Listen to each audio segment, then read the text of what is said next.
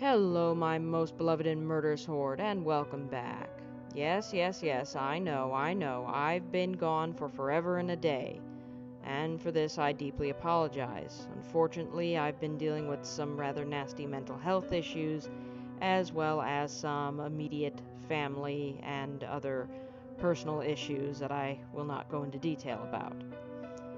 But I hope this video, at the very least, makes up for a little bit of it. I do not own any of these stories, and these were all gotten from boredpanda.com. So, without further ado, you know the drill by now, my lovelies. Pick your poison, sit back, relax, and let us enjoy these 2-sentence horror stories. Growing up with cats and dogs, I got used to the sounds of scratching at my door while I slept. But now that I live alone, it is much more unsettling. There was a picture in my phone of me sleeping. I live alone. He even reads over my letters to make sure that I spelled everything perfectly, although my capitalization isn't excellent yet. Help me.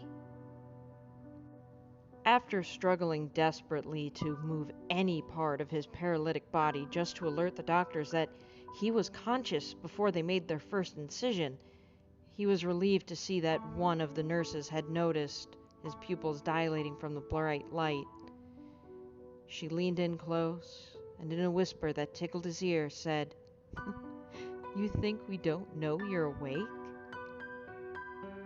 Well, the operation wasn't successful in the traditional sense since my sight didn't return, but it left me with the ability to distinguish heat signatures at least. 3 weeks have passed, and I'm still not sure how to politely ask my best friend why he's room temperature. My sister says that Mommy killed her. Mommy says I don't have a sister. You know that weird full-body twitch you sometimes get when you're falling asleep? If there was a camera pointed at you and you saw what it captured at that moment, you'd never sleep again. My grandmother told me that it was a gift to see the angel of death in front of people's houses, to know that he'd be collecting someone there soon.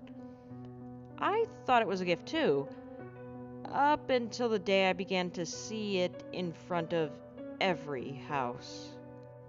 I awoke to the sound of the baby monitor crackling with a voice comforting my firstborn child. As I adjusted to a new position, my arm brushed against my wife sleeping next to me. I'm working the night shift alone tonight. There's a face in the cellar staring directly at the security camera. As he woke up once again in the same doorless room, his body covered in the accumulated blood and sweat from the previous nights, he noticed a gun in the corner, which he grabbed up and pointed at his own temple. Soon he would be reunited with his wife and daughter with a merciful bang. But as he pulled the trigger, he was greeted only by a cold, metallic click. I can't move, breathe, speak, or hear. It's so dark all the time. If I knew it'd be this lonely, I would have been cremated instead. My daughter won't stop crying and screaming in the middle of the night. I visit her grave and ask her to stop, but it doesn't help.